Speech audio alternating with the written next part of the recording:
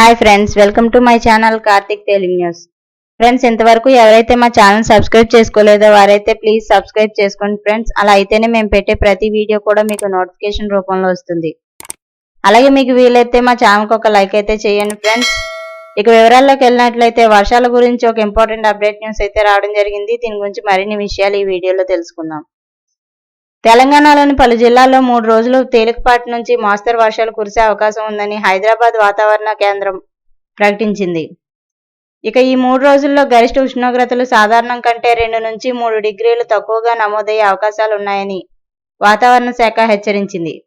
ఇవాళ పలు జిల్లాల్లో ఉరుములు మెరుపులతో పాటు గంటకు 30 కిలోమీటర్ల నుంచి 40 కిలోమీటర్ల వేగంతో ఈదురుగాలులతో కూడిన వర్షాలు కురిసే అవకాశం ఉందని వాతావరణ శాఖ హెచ్చరించింది. ఇక రానున్న 2 రోజులు కూడా గంటకు 40 కిలోమీటర్ల నుంచి 50 కిలోమీటర్ల వేగంతో ఈదురుగాలులతో కూడిన వర్షాలు కురుస్తాయని వాతావరణ కేంద్రం హెచ్చరించింది. సో ఫ్రెండ్స్, ఇది update news. Thank you friends. Thanks for watching this video. Please subscribe.